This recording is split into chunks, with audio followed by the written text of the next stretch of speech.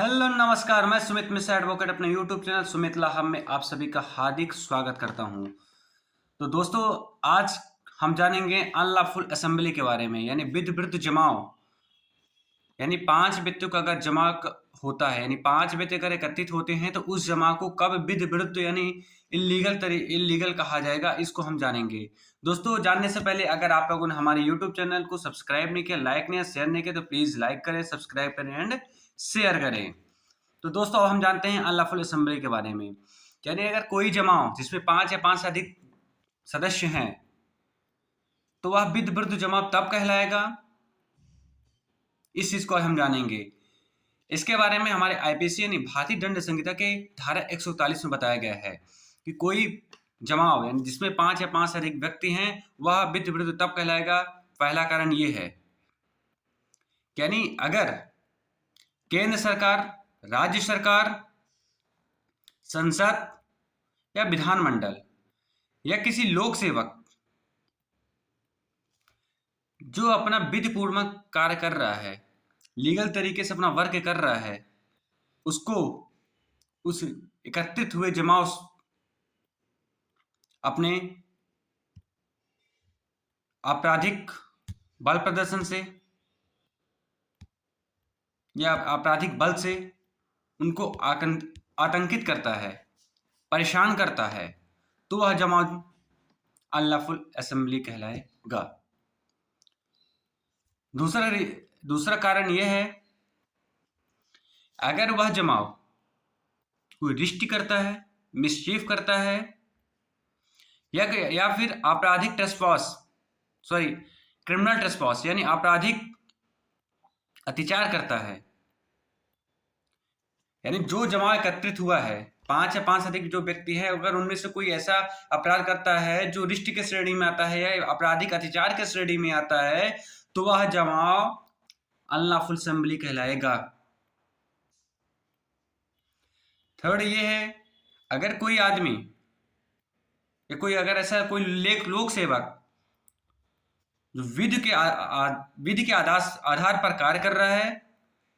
या किसी न्याय के दिए गए आदेश का पालन कर रहा है, उसके द्वारा उस आदेश का पालन किया जा रहा है,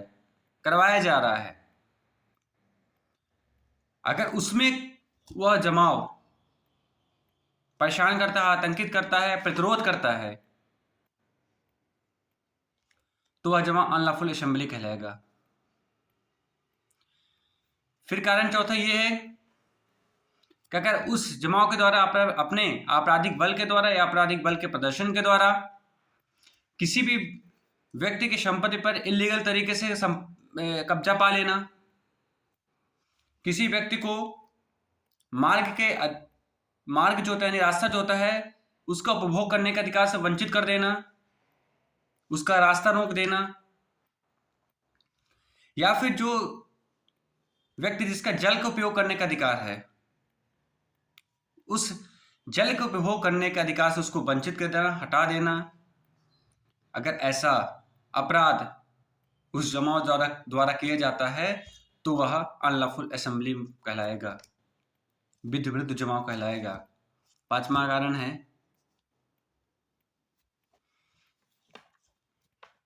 अगर कोई व्यक्ति जो वह काम यानी कोई ऐसा काम जो लीगल तरीके से करने के लिए वैध नहीं है, उसको इलीगल तरीके करने के लिए फोर्स करना, या फिर जो इलीगल काम है उसको वैध तरीके से, लीगल तरीके से करने से उसको वैध फोर्स करना, अगर यह अपराध जमे हुए सदस्यों ने जो आपराधिक कार्य हैं वह एकत्रित हुए सदस्यों के द्वारा किया जा रहा है या किसी को मजबूर किया जा रहा है, तो वह जो जमाव एकत्रित होगा वह विधि विरुद्ध जमाव कहलाएगा। दोस्तों, हर जमाव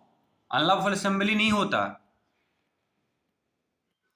यानी जब व्यक्ति असेंबल होते हैं, एकत्रित होते हैं, तो वो नहीं होता है। लेकिन जब वो कृत्य कर रहे हैं, जो 5 तरीकों के कृत्य बताए गए हैं, अपराध बताए गए हैं, अगर उन जमाव को किसी भी सदस्य द्वारा वह अपराध कर दिए जाते हैं, यानी दोस्तों जो व्यक्ति एकत्रित होते हैं उनका सबका कॉमन ऑब्जेक्ट होता है, यानी समान उद्देश्य होता है उस कृत्य को करने के लिए। कॉमन ऑब्जेक्ट के तहत अगर वो कृत्य कर देते हैं तो वह जो जमा होता है वह अनलॉफुल असेंबली कहलाएगा। और अगर कोई व्यक्ति इस तथ्य को जानते हुए कि यह जो फैक्ट्स हैं, ये जो तथ्य हैं, अगर इस हम जमाव में जाएंगे, शामिल होंगे तो हमको इस अपराध से दंडित किया जाएगा, इस तथ्य को जानते हुए अगर कोई व्यक्ति उसमें सम्मिलित होता है तो वह अनलॉफुल असेंबली का मेंबर माना जाएगा। एसके 143 में आईपीसी में इसकी सजा का प्रावधान किया गया है। अगर कोई व्यक्ति विधि विरुद्ध जमाव का सदस्य है तो वह 6 महीने के कारावास से दंडित किया जाएगा और साथ ही जुर्माने से भी दंडित किया जाएगा। फिर दोस्तों, अगर इस जमाव में 5 या 5 से अधिक व्यक्ति का जो जमाव एकत्रित हुआ है, अगर उस समय जमाव में कोई व्यक्ति घातक हथियार से लेकर घातक हथियार से सुसज्जित होकर उस जमाव में एकत्रित होता है,